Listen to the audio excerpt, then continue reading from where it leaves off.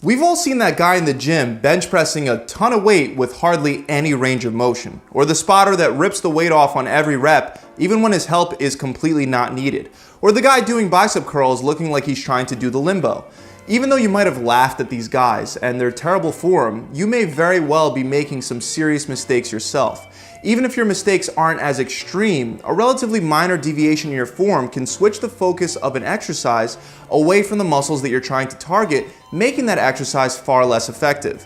Over the years of spending countless hours in the gym, both as a full-time trainer and while working out myself, I've narrowed down this list to just 8 of the most common gym exercises that I see people getting plain wrong. And today I want to give you guys some minor tweaks to make all of these exercises far more effective so you can better target the muscles that you're trying to work, allowing you to build more muscle and see faster results. So let's start with the lower body for our first exercise, which is lunges. The biggest mistake that I see people of all different skill levels make with lunges is lunging with an almost overlapping stride position. What I mean is that people will lunge in a straight line, putting one foot directly in line with the other like they're trying to do some complicated sobriety test. This is wrong. You want to plant your feet a little less than hip width apart for every lunge. While lunges can help you develop better balance, the exercise itself should not be a balancing act. So there's no need to practically cross your feet over with each lunge. Another mistake is taking steps too close together. When you take a small step forward and lunge with your feet too close together, you're going to be making more of a triangle between your legs at the bottom of every lunge. Usually your knee will also wind up going past your toes or simply just going too far forward, which will put excess stress on that front knee. On the other hand, when you do it right, you're going to be making more of what looks like a rectangle shape in between your legs, and your front knee won't be going past your toes. The last thing about lunges that I want to mention is that you shouldn't let your knee smash into the floor on every rep. You can definitely come down to the floor and lightly touch the floor with your knee as long as you do it in a controlled way. Dropping to your knee, on the other hand, not only can it harm your knee, but it'll also take the tension off your legs at the bottom of every rep. Now, moving on to an upper body exercise, we have dips on the parallel bars. First of all, you shouldn't do dips on a bench. Since your hands are locked behind your back, the exercise puts your shoulders in a very unnatural position that can cause impingement. Luckily, with parallel bars, we can do dips without the hands being behind the back. But even with regular dips on parallel bars, there are still a lot of mistakes here to address. First of all, you shouldn't be doing partial reps like I see many people doing at the gym. If you can't do reps where you go all the way down until your upper arm is almost parallel with the ground, then work on improving your tricep strength with other exercises. If you have an assisted pull-up machine or resistance bands, you can use those to help yourself work through a full range of motion on dips as well. Not going low enough is a problem, but going too low is also a problem. You shouldn't go lower than parallel with the floor. Otherwise, you'll once again be placing a lot of stress on the shoulders. The other thing that people will do is flare their elbows out way too far. While you can flare your elbows out a little bit and lean forward to concentrate more on your chest, you don't want to flare them too far out. And the last thing that a lot of people do wrong is they try to do dips while keeping their body perfectly vertical. Even if you're trying to concentrate on your triceps, you'll be a lot better off leaning at least slightly forward with your chest in front of your hips on this exercise. Next up are dumbbell and barbell chest presses. The most common mistakes with these are either having your elbows flared too far out or having them too tight together. When your elbows are flared too far out, you're putting a lot of pressure on your shoulder and your rotator cuff. On the other hand, when your elbows are too close to your ribs, you're shifting most of the tension away from your chest and redirecting that tension towards your triceps and the front of your shoulder. Now keep in mind, a lot of this does depend on grip width as well. When you're purposefully trying to do a wider grip on the bench press, your elbows will naturally flare out a little wider. And the same thing in reverse. When you're doing close grip presses, your elbows will naturally be a little tighter to your body. However, ideally with something like a dumbbell press or a regular bench press, we want our elbows to be about 75 degrees away from our body, but no more. Another mistake is curving the lower back out too much. Before beginning the exercise, we do want to bring the shoulder blades back and tight together, and we also want to maintain the natural lumbar curve in our lower back. But we don't want to look like we're bridging while we're bench pressing, because this will increase the risk of injury to your neck and to your lower back.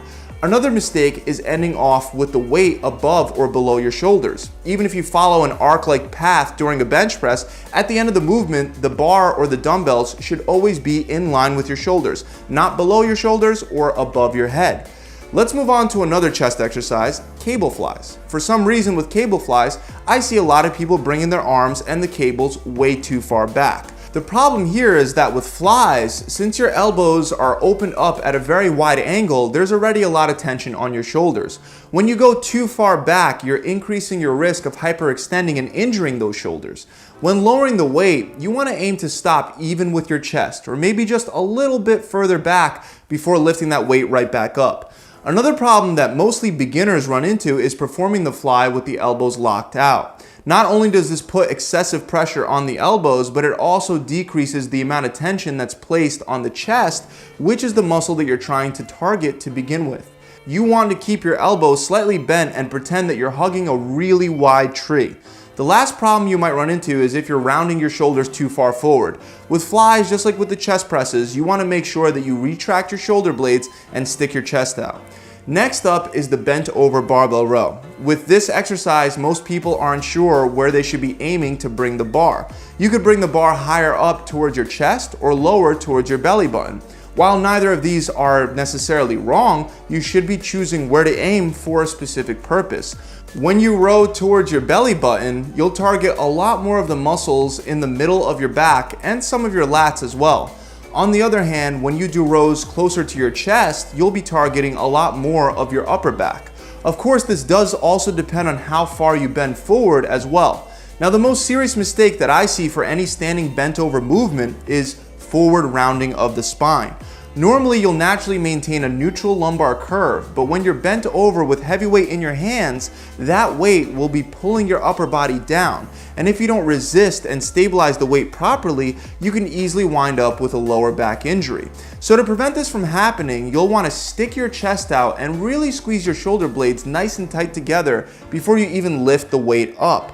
Thinking about maintaining a big chest and seeing your chest in the mirror the whole time will help you out quite a bit as well. If you still have trouble with your lower back rounding, then I also recommend sticking your butt out. It might feel weird before beginning the exercise, but once you have that weight in your hands and the weight is pulling your upper body down, you'll have that neutral lumbar curve that we're aiming for. For beginners, I found that keeping the head up reminds them to keep their chest up as well, because where the head goes, the body will follow. But you can also pack your chin tight by pulling your chin back into a position that makes it look as if you have a double chin while keeping your eyes a few feet in front of you.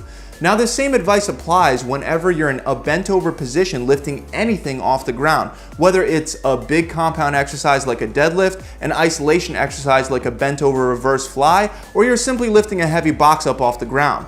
The last thing you want to avoid with barbell rows is pulling with your hands instead of pulling with your elbows. When you pull with your hands, you're going to be targeting your biceps a lot more. On the other hand, if you focus on pulling that weight up with your elbows, you're going to be targeting the back much better. Another exercise I see problems with is with cable tricep extensions, whether you're using an easy bar attachment or a rope. The first mistake is not locking your elbows in place. Your elbows should be tight to your ribs and they shouldn't be swinging back and forth as the weight goes up and down. Otherwise, you'll be incorporating your lats, making this tricep exercise a lot less effective. The other mistake is standing too straight up in what looks like a perfectly vertical line. Now, while you can get away with this with a rope, if you open up the rope at the bottom of every one of your extensions and go around your hips, with an easy bar, you're not going to be able to come to full extension because your hips are going to be in the way. Instead, you should bend slightly forward to get a full range of motion and to better target your triceps. Next up is the lat pull down. The biggest mistake you see with this one is excessive swinging when bringing the bar down towards your chest. When you swing like this, not only can you wind up with a lower back injury, but you're also using momentum rather than using your lats. Instead, you want to position yourself right under the bar and once again stick your chest out by squeezing your shoulder blades really tight together. You want to do most of your reps without any assistance from momentum and only use a little bit of momentum to help squeeze out those last couple of reps as your muscles start to fatigue. The other common mistake beginners make with lat pull downs is they'll pull the bar way too low. When you go too low, you're putting your shoulders in a bad position, and you're also limiting the effectiveness of the exercise, especially since you'll have to use a lot lighter of a weight to get down that far. Instead, you should be aiming to bring the bar either under your chin or to your upper chest and no lower. The last mistake with this exercise is pulling with your elbows too close together. In reality, when you're doing this exercise, you want to pretend that you're trying to bring your elbows behind your back for a more effective contraction and for better targeting of the lats. The last exercise that I want to go over today is skull crushers. With skull crushers, you want to make sure that you keep your elbows close together. Many people will flare their elbows out way too far with exercises like skull crushers and French curls as well. By doing that, you're once again taking the emphasis off the triceps. The other major mistake that I see is bringing the bar above your head on the way down. These are called skull crushers for a reason. Your target should be your forehead on every rep.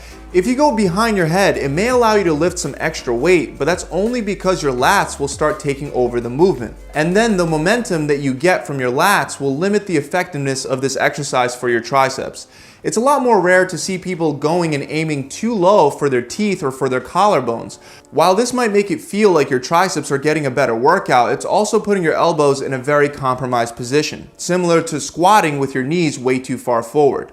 The last takeaway point with these is you want your shoulder blades pinched back while doing these, just like you were doing for your chest pressing exercises. That about wraps it up for today, guys. As always, I really hope this video has helped you out, and I really hope you learned something new. If you have, make sure you subscribe to the channel and hit that bell icon to be notified whenever I release more free tips and tricks just like the ones you found here. And look, regardless of whether your goal is to build more muscle or burn stubborn body fat, the number one thing that determines if you'll be successful is actually taking the right actions and doing them consistently. If you're struggling with building muscle or burning fat or even just showing up to the gym, I have a system that can streamline the whole process for you so that you could finally meet your goal. We'll make sure that you have a diet and workout plan that burns fat and maximizes muscle growth so you can get your body into the shape that you want it to be in. You'll also have a coach to make sure that you stay accountable the entire time that you train with us. And on top of all that, I'll give it to you for free. The only catch is that I'm only taking people that are actually serious about making a transformation, because I only want my coaches putting their time into helping people that actually want to put their best foot forward and try their best. So if you're not ready to work hard and make some serious changes, then this challenge is probably not for you. But if you are ready to do what it takes, then click the link in the description to learn more. Or you can go straight to my website at www.gravitytransformation.com. I'll see you guys soon.